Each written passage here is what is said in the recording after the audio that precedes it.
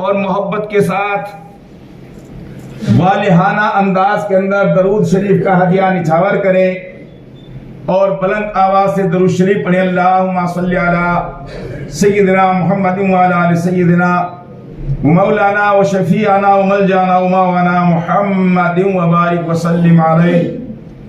अस्सलातु वस्सलामु अलैका या रसूलल्लाह, अस्सलातु वस्सलामु अलैका या हबीबल्लाह।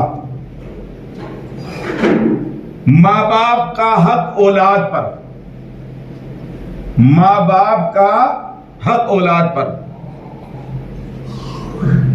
हजरत अब्दुल्लाह इब्न उमर रज़ियल्लाहु अन्हुमा से मरवी है कि एक शख्स आका व मौला सरकार मदीना जनाब मोहम्मद रसूलुल्लाह सल्लल्लाहु अलैहि वसल्लम की खिदमत अक़दस में आया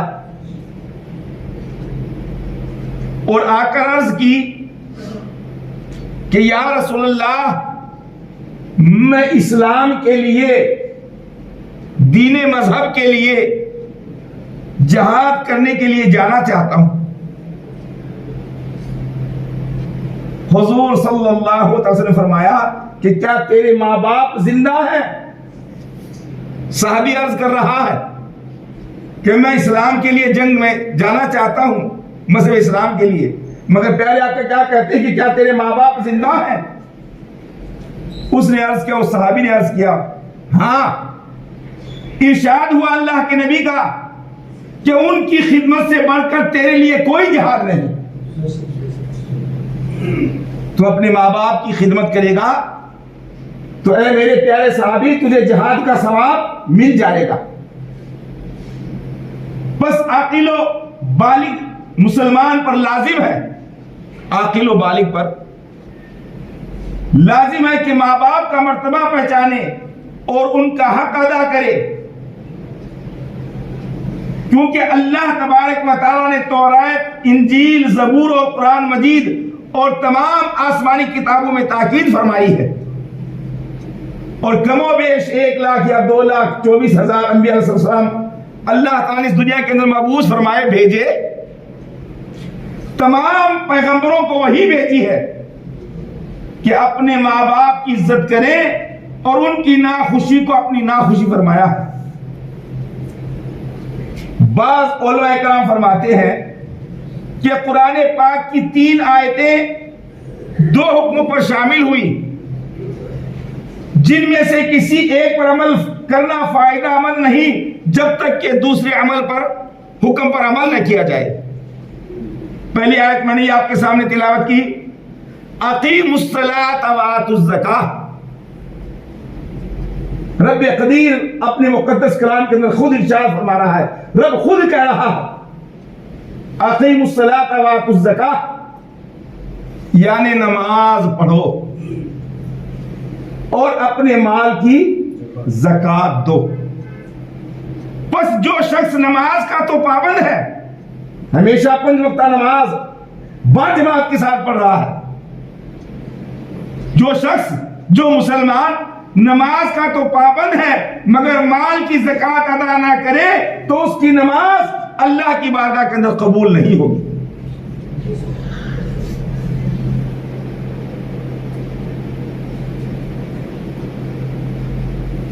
और दूसरी आयत मुबय्यनात तो मैंने इसको तिलावत किया था, वातिउल्लाह वातिउर रसूल। रब कदीर खुद कह रहा है वातिउल्लाह वातिउर रसूल, यानी खुदा और रसूल की इताअत करो। अल्लाह ताला कह रहा है कि मेरी और मेरे आखिरी नबी जनाब मोहम्मद रसूलुल्लाह सल्लल्लाहु अलैहि वसल्लम की इताअत करो, जो वो हुक्म दे उसे मानो, उस पर अमल करो। बस जो शख्स खुदा की इताअत का दावा करे कि मैं अल्लाह का हर हुक्म मानता हूं, कोई इंसान कहे कि मैं हर हुक्म अल्लाह का मानता हूं, एक हुक्म भी जो अल्लाह के खिलाफ नहीं, कोई काम नहीं करता हूं, जो शख्स ये कहे कि मैं खुदा की इताअत करता हूं, दावा करता है और रसूल की इताअत का मुनकिर हो, रसूल की इताअत ना करे तो उसकी इताअत कभी कबूल न होगी। क्यों रब ने कह दिया कि पहले मेरी और फिर बाद में मेरे रसूल की इताअत करो। कोई ये करे ना मैं तो अल्लाह ही की इताअत करूंगा, नबी की इताअत नहीं करूंगा, तो गोया वो इताअत जो है उसकी अल्लाह की बारगाह के अंदर कबूल नहीं होगी। और तीसरी आयत मुबय्यनात को मैंने तिलावत करने का अशर हासिल किया। तीसरी आयत मुबय्यनात ये है, अनिश्कुरली वलिवालिदैक, अनिश्कुरली वलिवालिदैक, यानी अल्लाह का और अपने माँ बाप का शुक्रिया अदा करो। अल्लाह खुद कह रहा है, मैं नहीं कर रहा हूं, बल्कि अल्लाह का मुकद्दस कलाम कर रहा है। अल्लाह का मुकद्दस कलाम कर रहा है, वो तो रब कर रहा है। अल्लाह ताला क्या कर रहा है?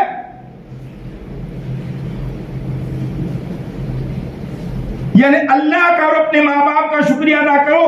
बस जो शख्स अल्लाह ताला का शुक्र अदा करता रहे, लेकिन माँ बाप का शुक्रिया न बजा लाए, माँ बाप का शुक्रिया न अदा करे, तो खुदा की जनाब में, अल्लाह की बारगाह में उसकी शुक्रगुजारी मकबूल नहीं होगी। उसकी शुक्रगुजारी अल्लाह की बारगाह के अंदर कबूल नहीं होगी। बाज़ उलमा फरमाते हैं कि अगर कोई सवाल करे कि माँ बाप अगर बेटे से नाखुश होकर इंतकाल कर जाए, नाराज होकर इस दुनिया से इंतकाल कर जाए, और ऐसा होता भी है, अक्सर जगह, सभी जगह नहीं होता है, अक्सर जगह होता है कि जिस बेटा बेटी के माँ बाप नाराज होकर इस दुनिया से इंतकाल कर जाए, तो उनके मरने के बाद किस तौर से बेटा उनको खुश कर सकता है? अब कोई मरे हुए माँ बाप को कैसे खुश करेगा? तो उनको कब्र से थोड़ी निकालेगा, नहीं, कब्र से निकाला नहीं। अब खुश उलमा किराम से पूछा गया, तो उलमा किराम ने इसकी तदबीर ये बताई। उसका जवाब ये है कि तीन तरह से अलबत्ता वो इंसान अपने नाराज माँ बाप जो इंतकाल कर गए हैं, उनको तीन तरीके से वो इंसान खुश कर सकता है। एक ये कि बेटा अपनी जात से नेक और साले हो, माँ बाप के नजदीक इससे ज्यादा कोई शे महबूब नहीं कि उसकी औलाद नेक और साले हो। और दूसरा तरीका क्या है कि माँ बाप के रिश्तेदारों के साथ अच्छा सलूक करे। और तीसरी बात क्या है कि माँ बाप के लिए इस्तग़फ़ार और दुआए खैर करता रहे, और उनके नाम से कुछ सदका व खैरात करता रहे। अल्लाह की जात पर कवी उम्मीद है, उलमा किराम फरमाते हैं कि अल्लाह की जात पर कवी उम्मीद है कि उसके जो नाराज माँ बाप इस दुनिया से इंतकाल कर गए थे, वो इंशाअल्लाह उससे राजी हो जाएंगे।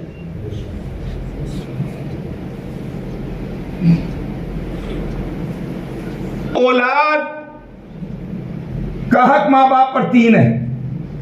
माँ बाप पर तीन हक है औलाद के। आप कहेंगे वो कौन सा? माँ बाप के ऊपर औलाद के तीन हक हैं। एक, जब मुसलमान के यहां बच्चा पैदा हो, तो हमसे कोई मुराद नहीं, मुसलमान से मुराद है कि जब किसी मुसलमान के घर में बच्चा पैदा हो तो उसका इस्लामी नाम रखना फर्ज है। ये माँ बाप पर फर्ज है, उसका इस्लामी नाम रखना माँ बाप पर फर्ज है। और दूसरा फर्ज क्या है कि जब बच्चा या बच्ची बोलने के, चालने के काबिल हो जाए, तो उसको इल्म दीन पढ़ाना, सिखाना माँ बाप पर फर्ज है। दो फर्ज हो गए। और तीसरा फर्ज क्या है कि सन्ने बलूगत को पहुंच जाए, लड़का या लड़की बालिग हो जाए, तो उसकी शादी कर दी। ये तीन फर्ज माँ बाप पर है। अगर माँ बाप ने ये तीन फर्ज अदा कर दिए तो माँ बाप क्या है? बरी जिम्मा है, बरी है। मगर माँ बाप के औलाद पर 10 हक है। आप कहेंगे ऐसे कैसे है? अरे माँ बाप पर तो तीन ही फर्ज है, अब आप बता रहे कि अब औलाद पर 10 हक है। माँ बाप के औलाद पर 10 हक है। अव्वल यह है कि जब माँ बाप को खाना खाने की हाजत हो तो उनके खाने का इंतजाम करे, औलाद पर यह हक है। दूसरा, उनको कपड़े की जरूरत हो तो मकदूर के मुवाफिक, अपनी हैसियत के मुताबिक उनके लिए कपड़ा बहम पहुंचाए। और तीसरा क्या हक है कि जब उनको खिदमत लेने की जरूरत हो तो उनकी खिदमत करे। और चौथा क्या है औलाद पर माँ बाप का, कि माँ बाप जब बुलाए तो फौरन हाजिर हो जाए। चाहे जितना इमरजेंसी आपके पास काम है, उस काम को आप टाल सकते हो, माँ बाप बुलाए तो फौरन हाजिर हो जाओ। पांचवें, जब किसी बात का हुक्म दे, माँ बाप जब किसी बात का हुक्म दे तो उसका हुक्म बजा लाए, बशर्ते के किसी मासियत का हुक्म ना हो, किसी गुनाह का हुक्म नहीं हो। और सारे माँ बाप के हुक्म बजा लाओ। अगर माँ बाप कहे गुनाह कर बेटा तो गुनाह का हुक्म मत बजा लाओ। छठा क्या है कि माँ बाप के साथ नरमी से गुफ्तगू करे, बातचीत करे और सख्त कलमा, सख्त बात जुबान पर न लाए। सातवां क्या है औलाद पर माँ बाप का, कि माँ बाप को उनका नाम लेकर कभी ना पुकारे। बेटा या बेटी अपने माँ बाप का नाम लेकर हरगिज न पुकारे। आठवां, अगर माँ बाप के साथ कहीं चलने का इत्तेफाक हो, और होता भी है, सफर करना ही पड़ता है माँ बाप के साथ कभी कभी, रोजमर्रा तो नहीं होता है, कभी कभी हो जाता है, तो अदब से उनके पीछे पीछे चले, ये नहीं कि उनके आगे चले, ये नहीं कि उनके आगे चले, पीछे पीछे चले। और नौवां हक क्या है कि जो बात अपने लिए पसंद करे वही अपने माँ बाप के लिए रवा रखे, और जो बात अपने आप को नागवार हो उसे उनके लिए भी जायज न रखे।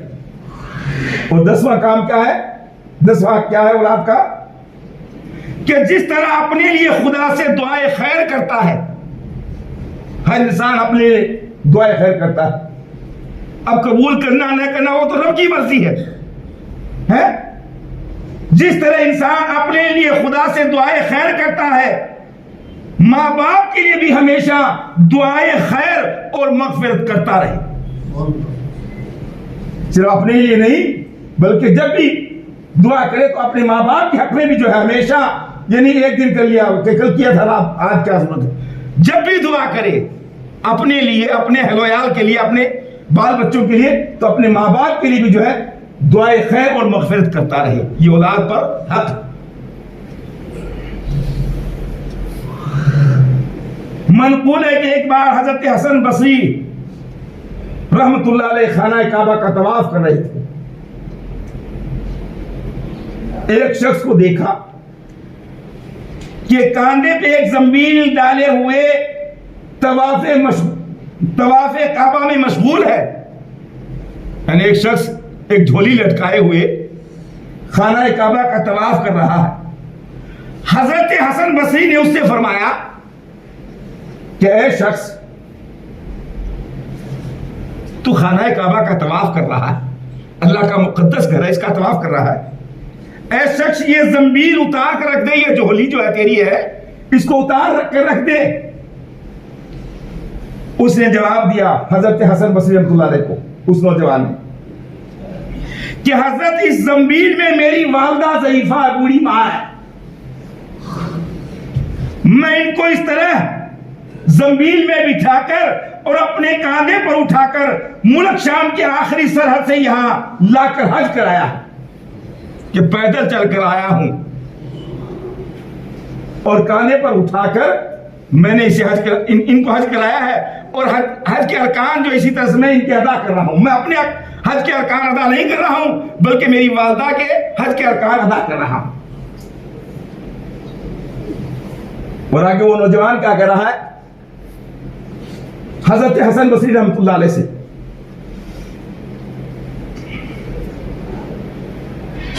कि इसी तौर से खाना काबा का तवाफ किया और तमाम अरकान हज अदा किए, और ए हजरत हसन बसरी, मैं इसी तरीके से इनको 7 मरतबा हज करा चुका हूं। कि एक बार नहीं कराया हूं, पैदल चलकर आता हूं, मेरी मां को कांधे पर उठाकर लाता हूं मुल्क शाम के आखिरी किनारे शहर से, और 7 मरतबा मैंने हज इसी तरह से मेरी वालदा को मैंने करवा दिया। अब वो नौजवान सोचा कि लगे हाथ पूछ ले कि ये क्या बताते हैं, अल्लाह के मकबूल बंदे हैं। बस उसने सवाल किया कि अब आप फरमाइए कि मैंने मेरी मां का हक अदा किया या नहीं किया। क्या करा हो नौजवान कि मैंने मेरी मां का हक अदा किया या नहीं किया। हजरत हसन बसरी रहमतुल्लाह अलैह उस नौजवान से फरमाते हैं कि ऐ शख्स सुन, अगर तू इसी तरह कांधे पर उठाकर और दुनिया के आखिरी किनारे से लाकर 70,000 मरतबा भी हज कराई तो याद रख, क्या करें, याद रख, उसके पेट में तूने एक बार जुम्बिश करने का, हिलने का हक अदा नहीं किया। अब या तो मां भी नहीं जानती है, खुदा ही जानता है कि बच्चा 9 महीने अपनी मां के पेट के अंदर रहता है तो कितनी करवटें लेता है, मां भी नहीं बता सकती है। मगर प्यारे हजरत हसन बसरी क्या कर रहे हैं कि तू तेरी मां के पेट के अंदर एक बार दाईं करवट से बाईं करवट में आया था, वो हक भी तूने अभी तक अदा नहीं किया।